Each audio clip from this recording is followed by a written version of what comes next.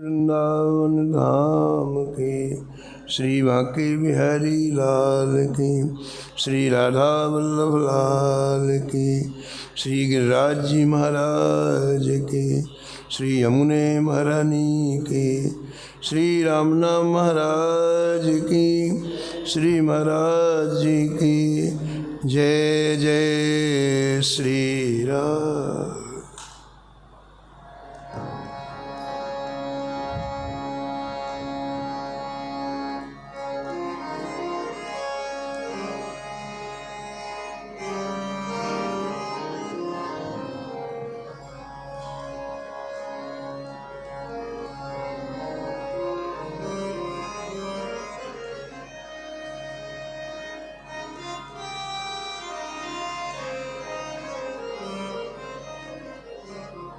जंगली देश के लोग सब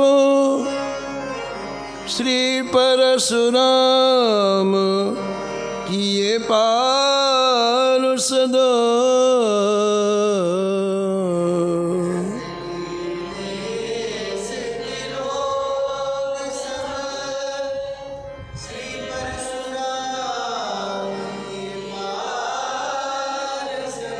श्री परशुराम किए पार सदा।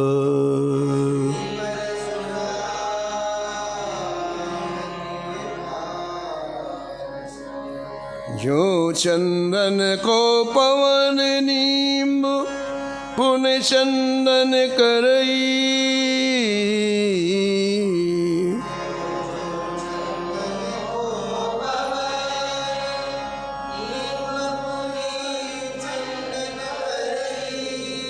बहुत काल तम निबिड़ उदय दीपक जो हरई।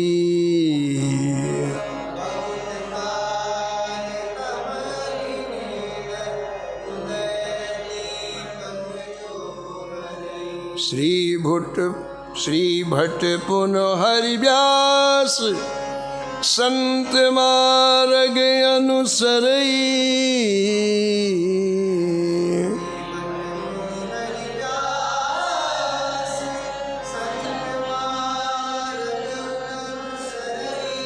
कथा कीर्तन नेम रसन हरि गुण उचरई।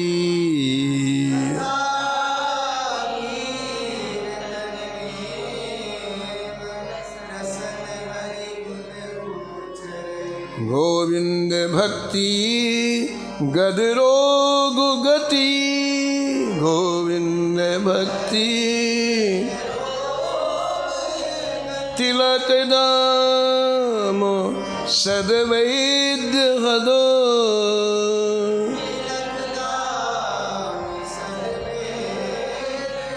जंगली देश के लोग सब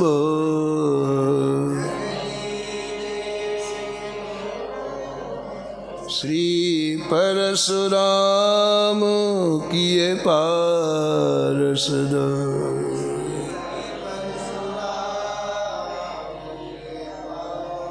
प्रातः स्मरणीय परम वंदनीय श्री नाभाजी महाराज इस सप्ताह में परम भागवत परम रसिक श्री परशुराम देवाचार्य जी महाराज का स्मरण किया है और निष्कर्ष के रूप में कहते हैं कि आपने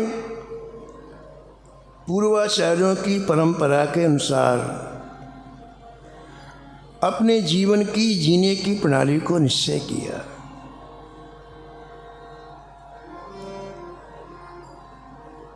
हमारे आचार्यों ने जो मार्ग दिखाया है वही मार्ग हमारे लिए सर्वश्रेष्ठ है। मार्ग तो अनेक हैं, लेकिन सभी मार्ग हमारे लिए नहीं है। श्री नाभाजी महाराज कहते हैं कि श्री भट्ट जी, श्री हरिव्यास देवाचार्य जी आदि ने जिस उपासना मार्ग को अपनाया श्री परशुराम देवाचार्य जी ने संपूर्ण जीवन उसी में लगा दिया है। समय कम है और लक्ष्य बहुत दूर है। यदि मार्ग बदलते रहेंगे तो लक्ष्य में नहीं पहुंच पाएंगे।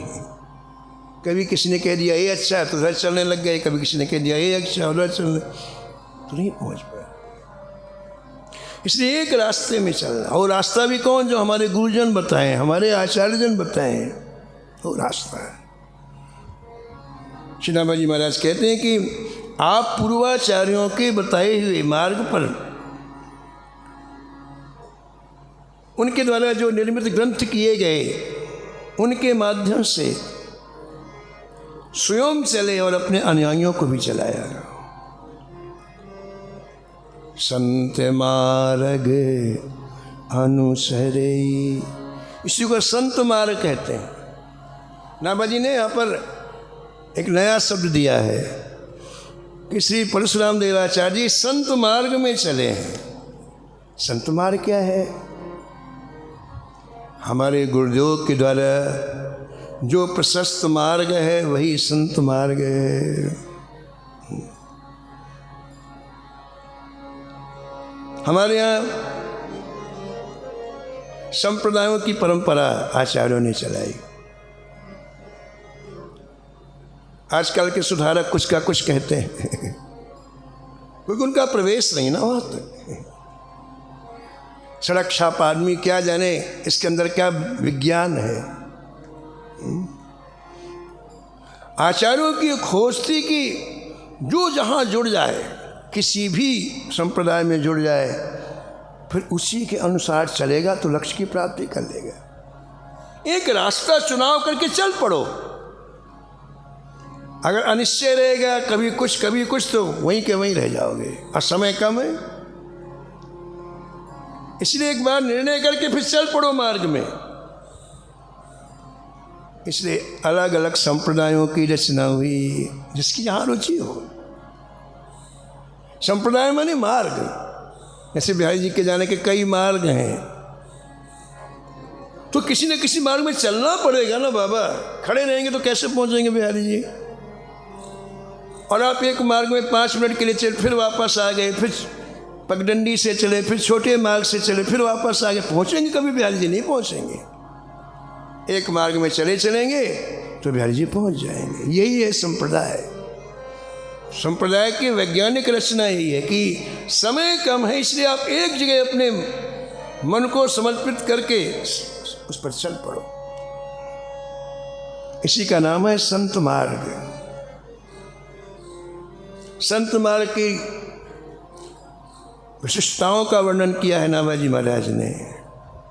कथा कीर्तन नेम, कथा कीर्तन ने रसन हरि गुण उच्चरे, सन हरि गुण उच्चरे।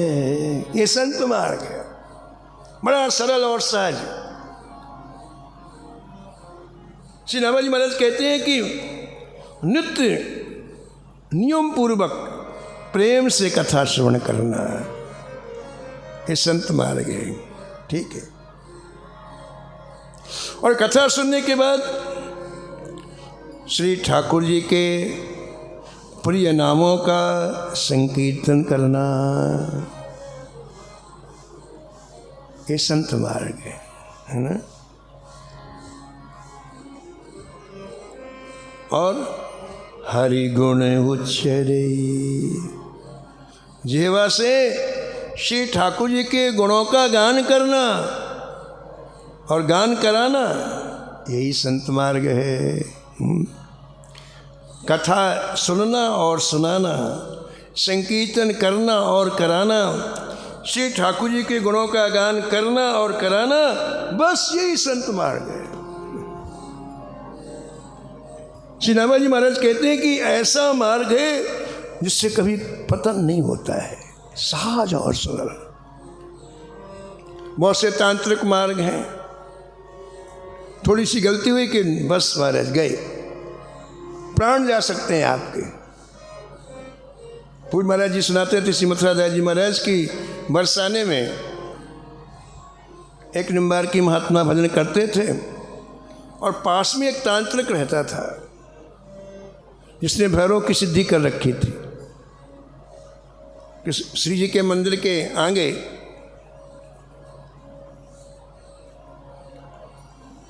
वो महात्मा रहते थे और वो भी रहता था। तो किसी कारण से वो तांत्रिक इनके ऊपर नाराज हो गया, जो निम्बार्की महात्मा भजन करते थे नाराज हो गया। तो उसने एक कुत्ते को भैरों से अभिमंत्रित करके इनको मारने के लिए भेजा। काला काला कुत्ता महाराज आया, लेकिन भजन में आरूढ़ थे। इनके भजन के उस तेज को देख के कुत्ता दूर से ही लौट गया समीप में नहीं आया और वापस जाकर उसी महात्मा को काटने लग गया। तांत्रिक प्रयोग में यदि जिसको आप ऊपर आप वो तंत्र छोड़े, वो नहीं, यदि हानि नहीं हुई तो जिसने भेजा है उसी को समाप्त कर देता है, ये नियम है। तो कुत्ता झपट पड़ा, महाराज खून खच्चर कर लिया और वो चिल्लाया महात्मा बचा। तो वही महात्मा गए बचाने के लिए, जिनके ऊपर से तांत्रिक वही गए, तब उसके प्राण बचे। तो अन्य जो चीज़ें हैं वो उल्टा फल हमें देती हैं, लेकिन सरल और सहज, कितनी बढ़िया बात है प्रेम से कथा सुनना है। कुछ क्षण एकांत के हो तो प्रीतापूर्वक ठाकुर जी के नाम का संकीर्तन करना है। ठाकुर जी के सम्मुख बैठ करके हमारे आचार्यों ने जो अनंत का अनेक पदों की रचना की है, श्री ठाकुर जी को सुनाना। विनय पत्रिका में बड़ा प्यारा पद लिखा है गोस्वामी तुलसीदास जी ने।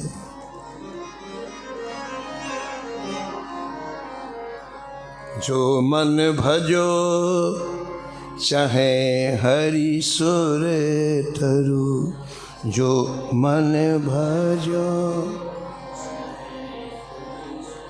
अरे मन, यदि तू हरि रूपी कल्प वृक्ष को भजना चाहता है तो जो मैं कहता हूं वो कर। जो मन भजो चाहे हरि सुर तरु,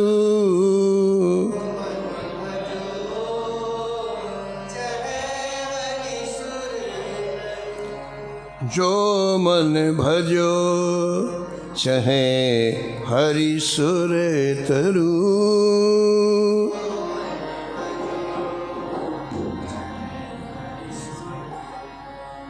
तो तजी विषय विकार सारे भजो, तो तजी विषय अजहूँ जो मैं कहो सोई कर, अजहूँ जो मैं कहो सोई। जो मन भजो चाहे हरि सुर तरु।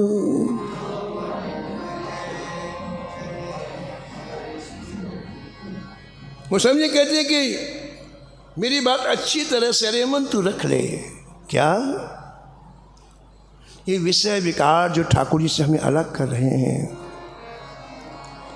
उनको पूरी तरह से त्याग दे और सम संतोष विचार विमलो अति। सम संतोष सत्संगत ये चार दृढ़ कर धरो। वो समझ कहते हैं कि इन विकारों को तो अलग कर दे, त्याग, लेकिन चार चीजें तू हृदय में रख। समता रख, किसी में राग किसी में द्वेष नहीं, समता रख। संतोष, जो भी हमें आज की तारीख में मिला है हम उसके अधिकारी नहीं। व्यक्ति अपना आपको जब योग्य समझता है, अरे ये नहीं है, ये नहीं है, ये नहीं है, ये नहीं है, पूरा जीवन इसमें लगा देता है, तो क्या होगा? भजन नहीं होगा। संतोष, संतोष का तात्पर्य है कि जो कुछ भी हमें प्राप्त हुआ है उसमें हम पहले सोचें कि हे नाथ, मैं इसके योग्य नहीं था, आपने करुणा की, आपने कृपा की और मुझे मैं इसके योग्य। हम लोग सीधा वृंदावन में रह रहे हैं, रोज ठाकुर जी के सामने 2 आंसू गिरे हमारे, नाथ हम वृंदावन के लायक नहीं थे, आपने कैसी करुणा की, कैसा अनुग्रह किया, आपने अपने निज निवास में हमें रहने का सुअवसर प्रदान किया, कैसी करुणा है आपकी। हमें जो भी आज व्यवस्थाएं मिली हैं, जितना धन मिला है, रहने की कुटिया मिली है, जो लोग मिले हैं, उसमें बार बार ठाकुर से निवेदन, हम इसके लायक नहीं थे। संतोष, गज धन गोधन बाजु धन, गज धन गोधन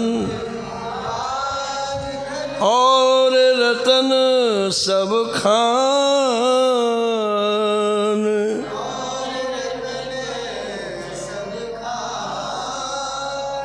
जब आवे संतोष धन,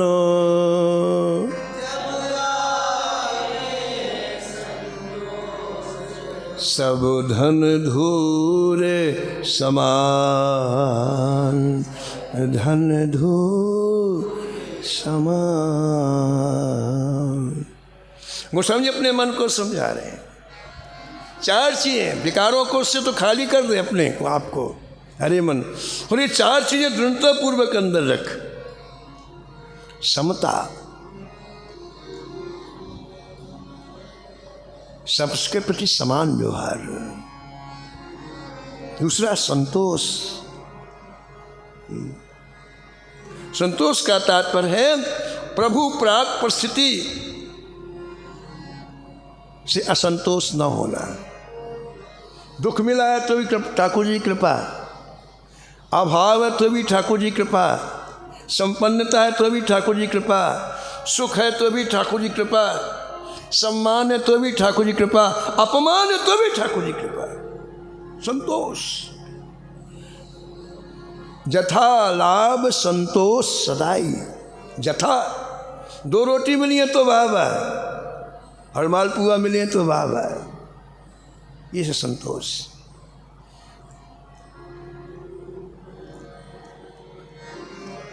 अरे मन, तू समता रख। दूसरा, तू संतोष रख। और तीसरा, विचार विमल अति, विचार विमल। अरे मन, तू निर्मल विचार रख।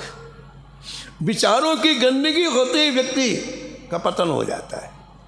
पहले विचार से गिरता है, तब शरीर से गिरता है। और विचार सुंदर हो, निर्मल हो तो क्या बात है।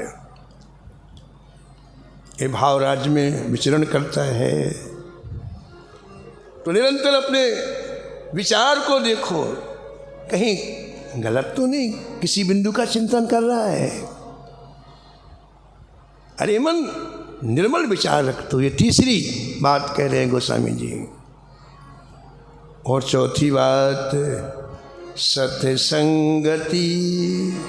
आहा, इसको कभी नहीं छोड़ना।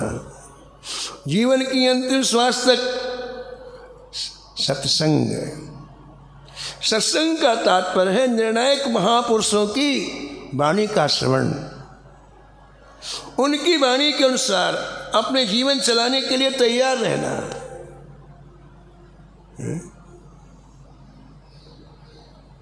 चार दृढ़ करोधर, ये 4 चीजें अरे मन तू अपने पास रख।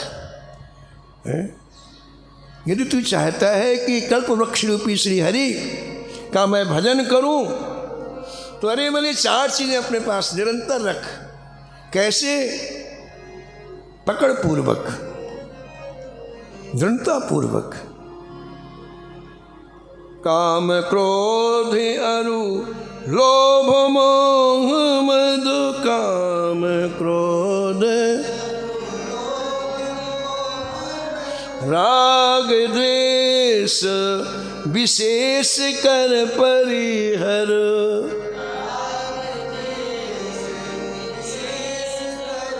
अरे मन, अभी अरे तूने ये कचरा भर के रखा है, गोस्वामी अपने मन को कहते हैं। काम क्रोध लोभ मोह मद राग द्वेष, इनको भर के रखा है। विशेष कर परिहर, इनको जल्दी से जल्दी निकाल, परिहर निकाल दे। और उसमें क्या भर? श्रवण कथा मुख नाम हृदय हरि। श्रवण कथा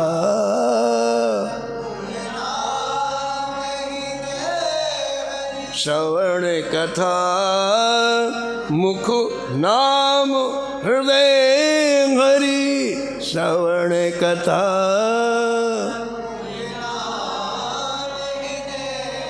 सिर प्रणाम सेवा कर अनुसर।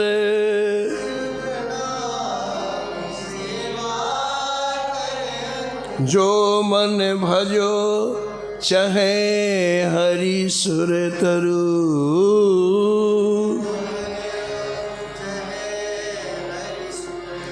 अरे मन, तुझे क्या करना है? कानों के द्वारा ठाकुर जी की कथा सुन तू। और दूसरा काम तुझे क्या करना है?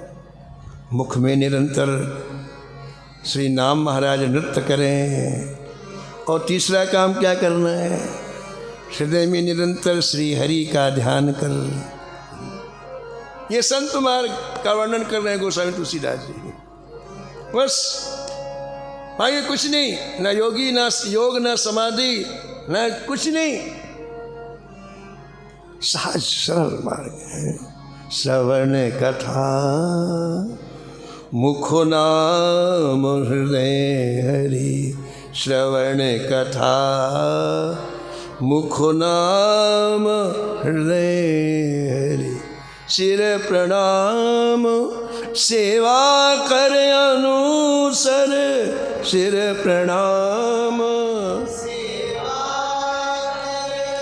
नैनन निरखो कृपा समुद्र हरि।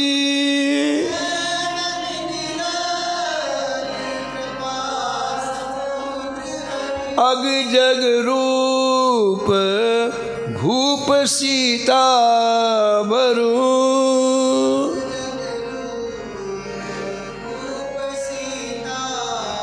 अग जग रूप भूप सीता बरु।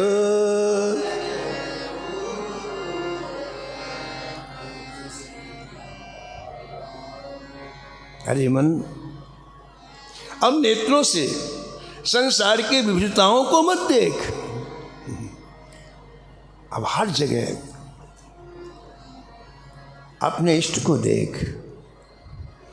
श्यामा श्याम को देख, राधा माधव को देख, सीताराम जी को देख। सोई अनन्य यस जाके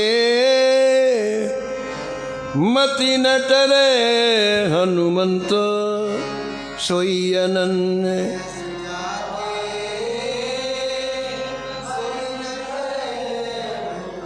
मैं सेवक सचुराचर।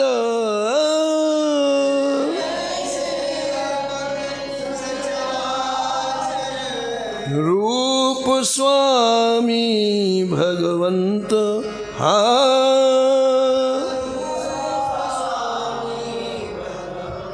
ये पहला उपदेश भगवान श्री राम ने हनुमान जी को दिया।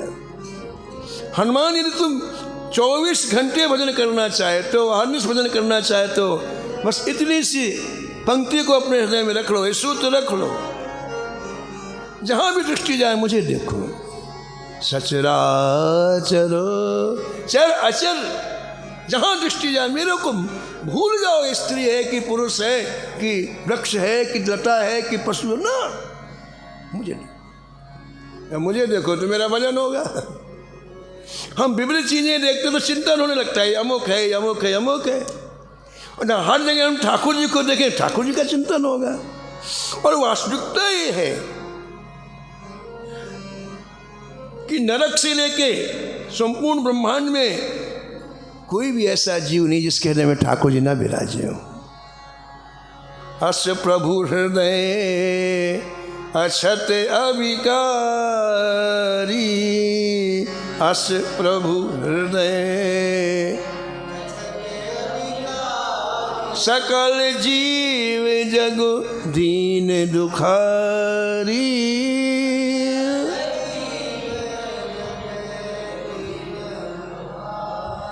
अरे मन,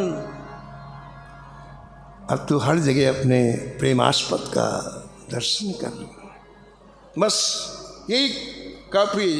2 पंक्तियों में पूरे जीवन का सार लिख दिया गोस्वामी जी ने। अंतिम पंक्ति, यह है भक्ति वैराग्य ज्ञान, यह है भक्ति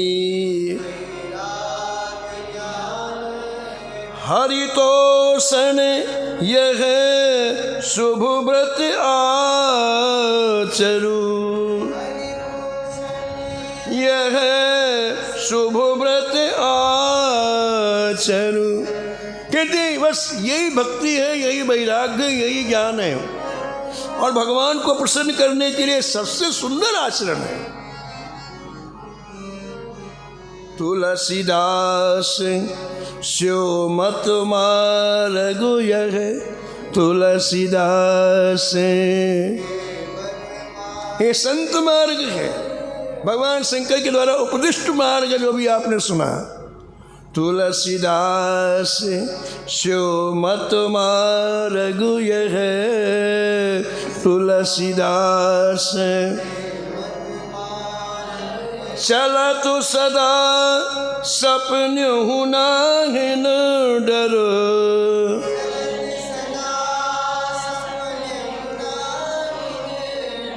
जो मन भजो चाहे हरि सुर तरु, जो मन भजो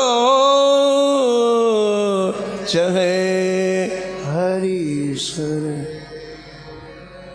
श्री परशुराम देवाचार्य जी ने इसी मार्ग को अपनाया, स्वयं इसी मार्ग को अपनाया और अपने अनुयायियों को, अपने शिष्यों में इसी मार्ग में चला करके पार्षद बना दिए। जंगली देश के लोग सब, जंगली देश के परशुराम कियो पार्षद।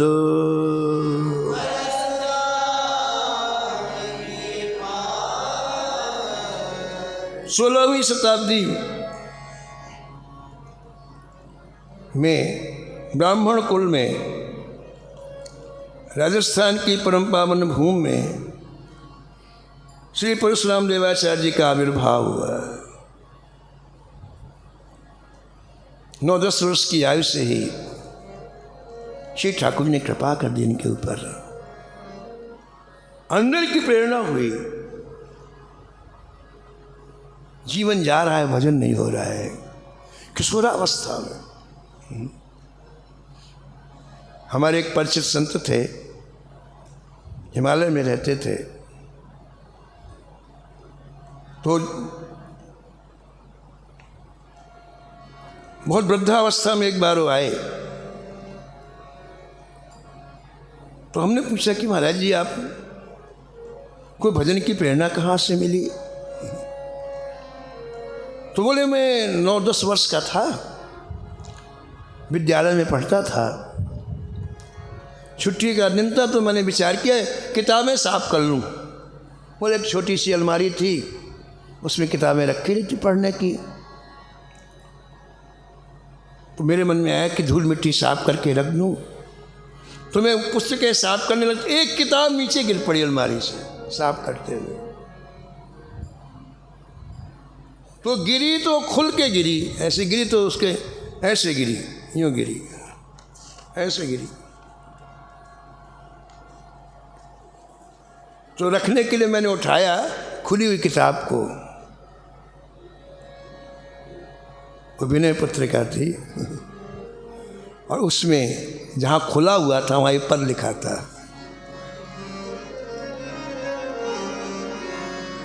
मन पछतई है अवसर बीते, मन पछतई।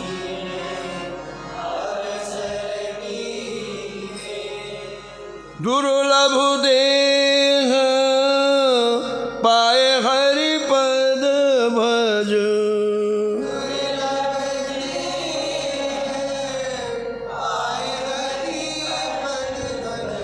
करम बचन हरहिय हे।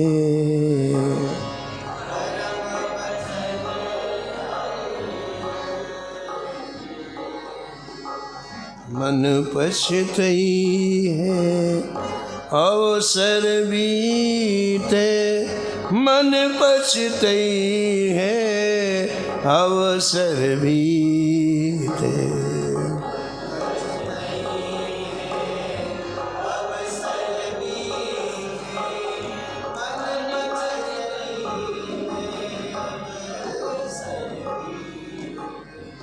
सहस बाहु दस बदन आदीन पो,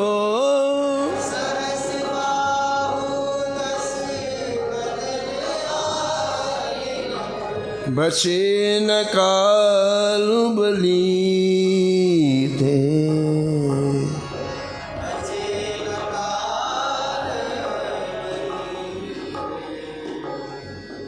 हम कर धन धाम संवारे, हम कर धन धाम,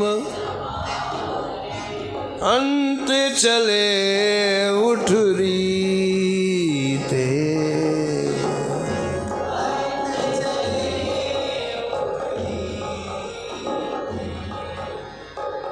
मन पछतई है अवसर बीते, मन पछतई है अवसर बीते।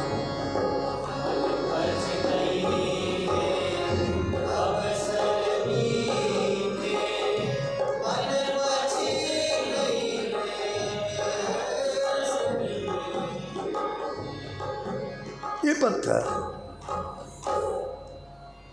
बोले महाराज ये 3-4 पंक्तियां पढ़ी और अपने मन से कहा देख ले, भजन नहीं करेगा तो ये हालत होगी। और बोले ऐसी वो किताब लिए हुए जो खुली थी, ऐसी लिए हुए सीधे हिमालय आ गए, घर से चल के सीधे हिमालय भजन किया, जीवन के परम लक्ष्य को प्राप्त कर लिया। तो यहाँ ग्रंथकार कहते हैं कि किशोरावस्था में श्री परशुराम देवाचार्य जी के हृदय में आनी चाहिए।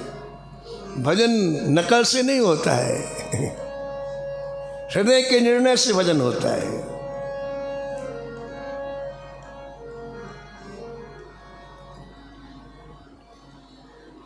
तो आप किशोरावस्था में घर छोड़ करके मथुरा आए। मथुरा में नारद टीला पर श्री हरिव्यास देवाचार्य जी विराजते थे। बड़ा प्रभाव महाराज, कई हजार लोगों को भजन में आपने आरूढ़ किया। हरिव्यास देवाचार्य जी के चरणों में पहुंचे आप, कहा जय जय, इस अधम जीव को श्री चरणों में स्थान मिलना चाहिए, नहीं ये भटक जाएगा।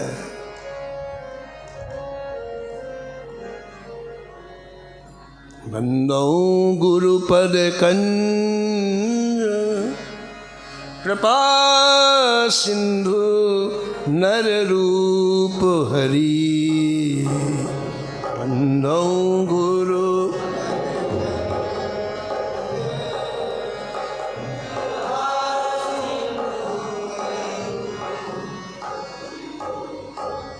महामोहितम पुंज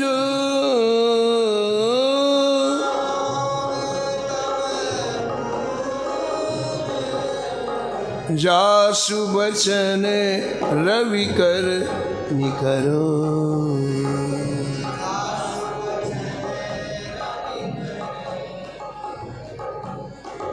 श्री गुरु पद नखो मणिगण ज्योति। श्री गुरु पद सुमिरत दिव्य दृष्ट ही होती।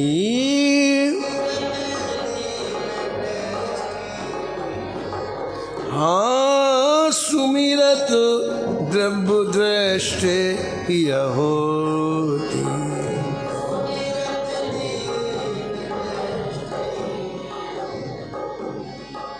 दलन मोहितम सो सुप्रकाशु।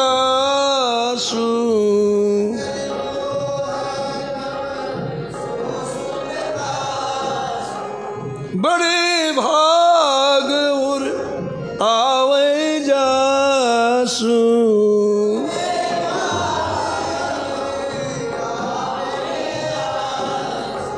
बड़े भाग और आवे जासु।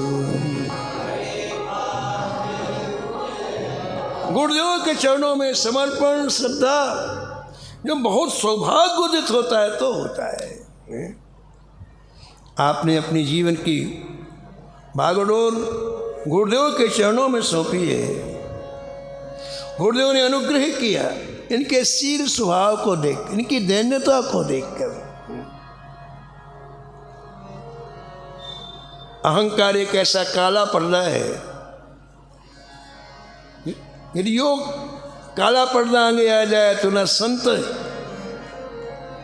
और ना श्री ठाकुर जी कुछ अच्छे नहीं लगते हैं। और ये अहंकार का काला पर्दा अगर अलग हो जाए ना तो क्या बात है, संत और श्री ठाकुर जी प्राणप्रिय लगने लगते हैं। तो इनकी दैन्यता, इनके शील स्वभाव को देख करके गुरु जी बहुत प्रसन्न हो गए और उन्होंने अनुग्रह किया। गुरु जी जो मंत्र देते हैं उस मंत्र की विशेषता यही है, वो मंत्र उनका प्राण प्रिय है, प्राणों से ज़्यादा प्रिय है। मंत्र देना यानी शिष्य के ऊपर बहुत गहरा अनुग्रह करना। प्राण प्रिय चीज़ कोई सबको देता है क्या? प्राण प्रिय हो और पूरे जीवन जिसे उन्होंने संभाला है उसे दिया है, तो उसके साथ आप भजन करने की क्षमता भी प्रदान करते हैं। इसलिए से हरिव्यासा देवाचार्य जी ने श्री परशुराम देवाचार्य जी को मंत्र के साथ साथ आपके हृदय में भगवत भक्ति दृढ़ की। और भगवत भक्ति आते अनंत प्रकार के सद्गुण अपने आप आ जाते हैं। एक एक गुण के लिए व्यक्ति कितना प्रयास करता है फिर भी सफल नहीं होता है, लेकिन भगवान नाम आ जाए जीवन में, भगवत भक्ति आ जाए तो बिना बुलाए सब आ जाते हैं। श्री परशुराम देवाचार्य जी के अंतःकरण में समस्त सिद्धियाँ आ गईं, समस्त प्रकार के सद्गुण आ गए। ग्रंथकार कहते हैं कि 16वीं शताब्दी में मुगल शासकों ने भयंकर अत्याचार किया हिंदुओं के ऊपर, भयंकर कत्लेआम की रोज घोषणा की जाती। कल ठीक 10 बजे अमुक जगह कत्लेआम होगा और मुसलमानों का समूह जाकर के हजारों व्यक्ति के सिर उड़ा देता। आज प्रयाग में कत्लेआम होगा, आज बनारस में कत्लेआम होगा, आज हरिद्वार में होगा, आज अयोध्या, खुलेआम, कोई रोकने वाला नहीं होता है। उन्हीं का शासन, उन्हीं का सिक्का, उन्हीं के लोग। भयंकर परिस्थिति 16वीं शताब्दी में। मुसलमानों के जो मुल्ला और मौलवी थे उन्हें अनेक तरह की तांत्रिक सिद्धियां प्राप्त कर ली और उन तांत्रिक सिद्धियों से समस्त हिंदू धर्म को जड़ से उखाड़ना चाहते थे। नए नए रोज षड्यंत्र बनाते और महाराज पूरी तरह से हिंदू धर्म को नष्ट करने में तुल गए।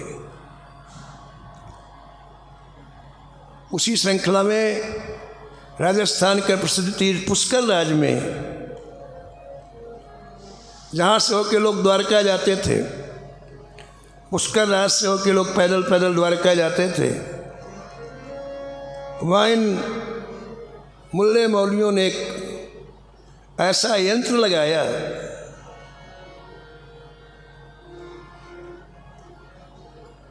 जिस यंत्र के पास से जाने से लोगों की चोटी कट जाती और वो कहते कि बस अब तो मुसलमान हो गए।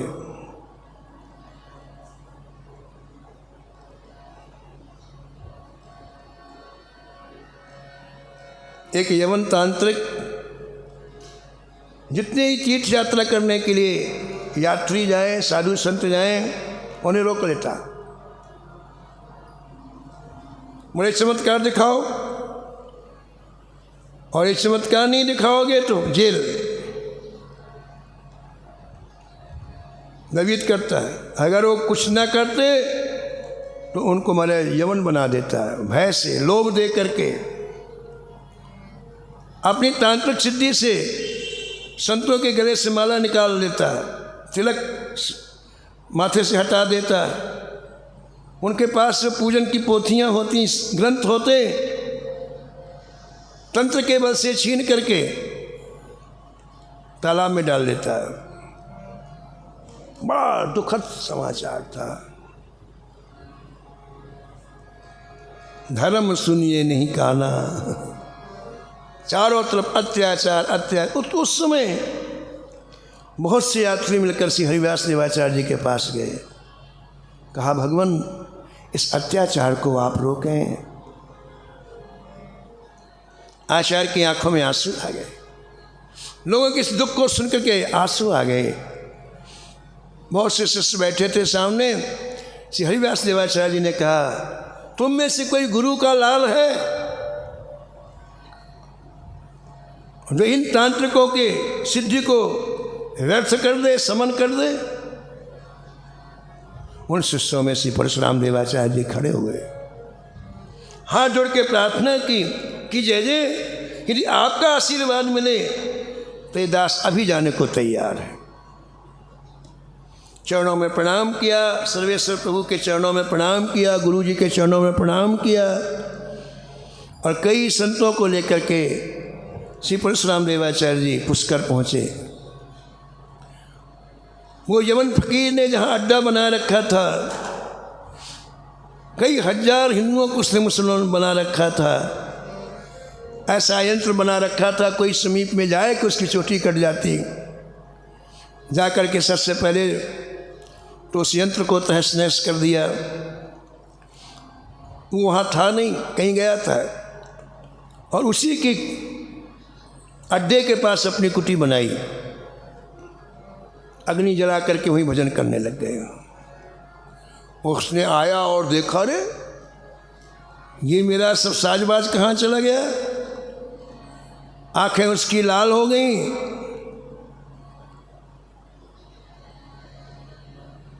देखा एक कोई हिंदू साधु अग्नि जला के बैठा हुआ है,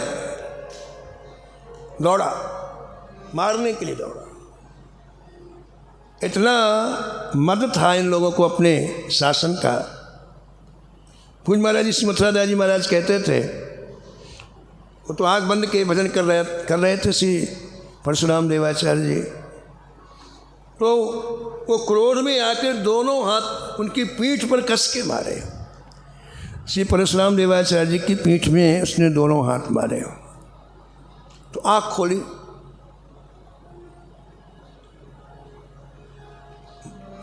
महाराज जी कहते थे कि जैसे उसने व्यवहार किया तो उसके जितने पुण्य थे सब नष्ट हो गए पहली बार में।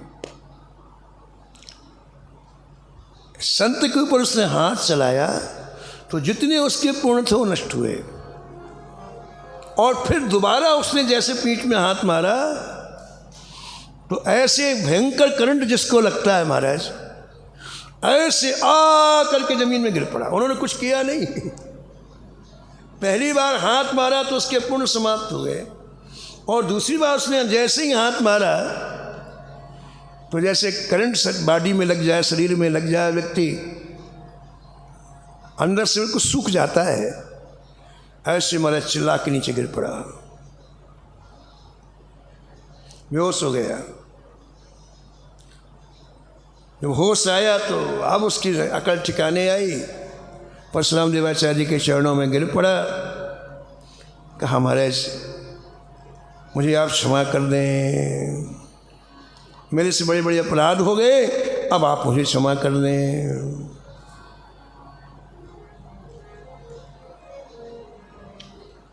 उस स्थान का नाम हुआ परशुरामपुरी। और महाराज हमेशा हमेशा के लिए हिंदुओं का संकट टल गया, सबको बड़ी प्रसन्नता हुई और परशुराम देवाचार्य जी की बड़ी प्रसिद्धि हुई। अनेक लोग आपके शिष्य बने और आपने वैष्णव धर्म का जम के प्रचार प्रसार किया। और भी चरित्र है, समय की सीमा में हम वाणी को ही विराम देते हैं।